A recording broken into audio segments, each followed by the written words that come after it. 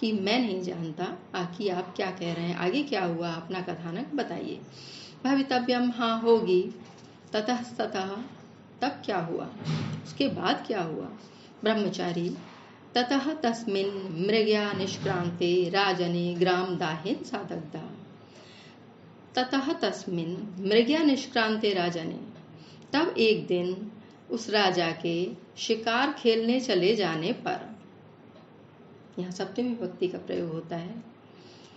मृग्या निष्क्रांते राजने, राजा के मृग्या के लिए चले जाने पर, ग्राम दाहेन सादग्धा, गांव में आग लगने से वह जल गई।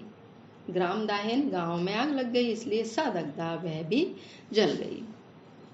वासवदत्ता आत्मगतम, अपने मन में, क्योंकि वासवदत्ता जिसके लिए वो कह रहा है कि वह जल गई, वो तो वही है, वो सब कुछ सुन रही है।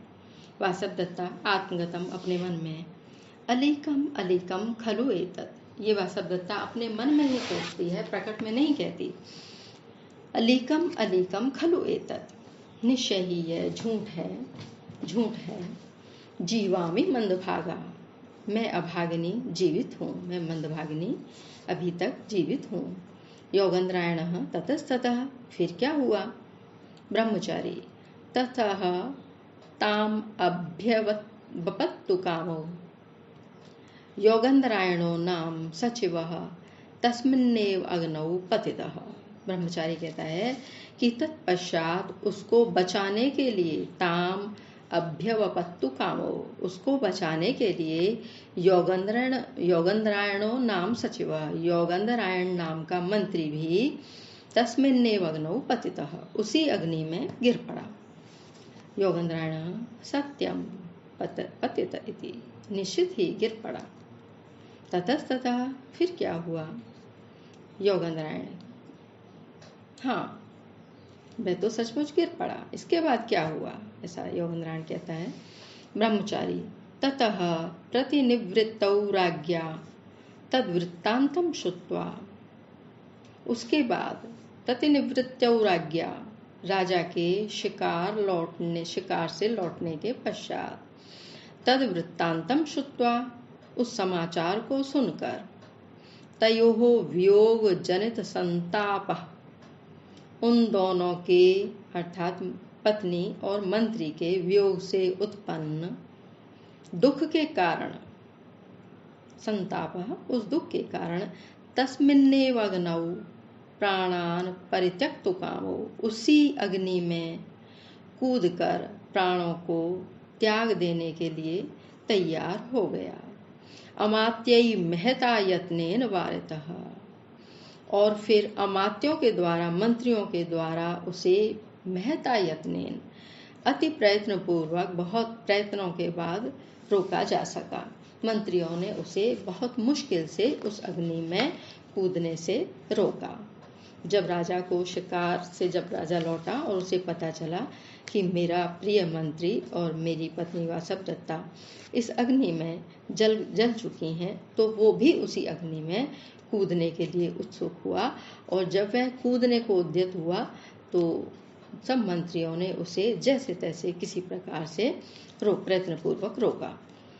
वासवदत्ता आत्मगतम, अपने मन में, जानामि, हाँ जानती हूँ, जानामि, जानती हूँ, आर्यपुत्र से मई सानुक्रोशत्वम, हाँ आर्यपुत्र की मुझ पर कृपा मैं जानती हूँ, मुझे पता है मुझ पर आर्यपुत्र कितने कृपालु हैं, अर्थात राजा उदयन मुझसे कितने प्रेम करते हैं, ये मैं जानती हूँ। योगेंद्रायण ततस्ततः, फिर क्या हुआ। ब्रह्मचारी, ततः तस्याः शरीरोपभुक्तानि दग्धशेषाणि आभरणानि परिष्वज्य राजा मोहम उपगतः। ततस्तस्या, उसके पश्चात उस वासवदत्ता के पहने हुए, तस्या शरीर उपभोक्तानि, उस वासवदत्ता के शरीर के द्वारा उपभोक्ता अर्थात उसके द्वारा पहने हुए, दग्ध शेषाणि आभूष आभरणानि, पहने हुए आभूषणों को जो कि जलने से बच गए थे, अर्थात वासवदत्ता ने जो आभूषण पहन रखे थे और उनमें से कुछ जो जलने से शेष बच गए थे, उनको परिष्वज्य छाती से लगाकर उनका आलिंगन करके राजा मोहम उपगतः, राजा मूर्छित हो गया। मोहम उपगतः, मूर्छा को प्राप्त हो गया, मूर्छित हो गया। सर्वे हाय वासवदत्ता स्वगतम, अपने मन में सकाम इदानीम आर्य योगंधरायणो भवतु। वासवदत्ता मन में ही कहती है, अब आर्य योगंधरायण की अभिलाषा भी पूर्ण हो। इस समय अब आर्य योगंधरायण की अभिलाषा पूर्ण हो। चेटी भर्तृदारी के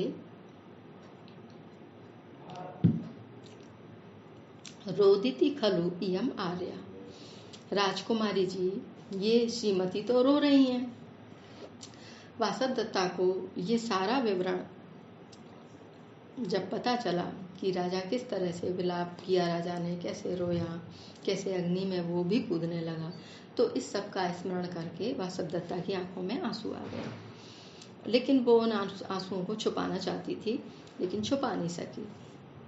चेटी देख लेती है और कहती है कि हे राजकुमारी, पद्मावती से कहती है, हे राजकुमारी जी ये श्रीमती तो वासवदत्ता तो रो रही हैं।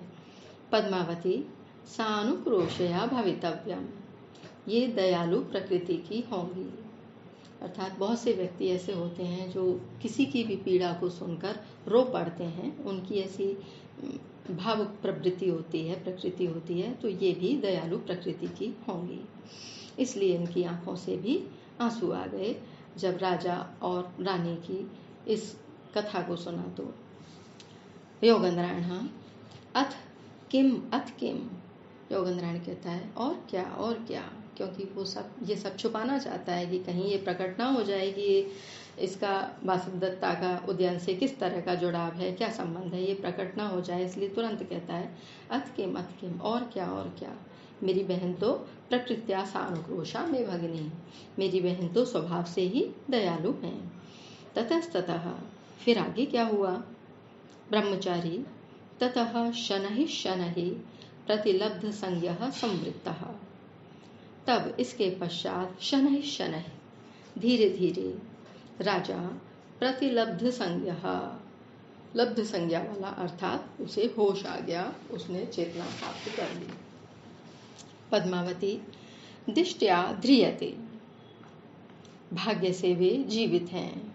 ध्रियते अर्थात वो अपना शरीर धारण किए हुए हैं, अर्थात वो जीवित हैं। मोहम गत इति श्रुत्वा शून्यमेव मे हृदयम, वे बेहोश हो गए थे, यह सुनकर तो मेरा हृदय शून्य हो गया था, सुनासा हो गया था। योगंधरायण ततस्ततः, तब क्या हुआ?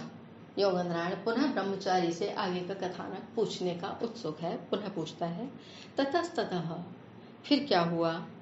ब्रह्मचारी ततः स राजा महीतल परिसर्पण पांसुपाटल शरीरः सहसोत्थाय हा वासवदत्ते हा अवंति राजपुत्री हा प्रिय शिष्ये इति किमपि बहु प्रलपितवान्।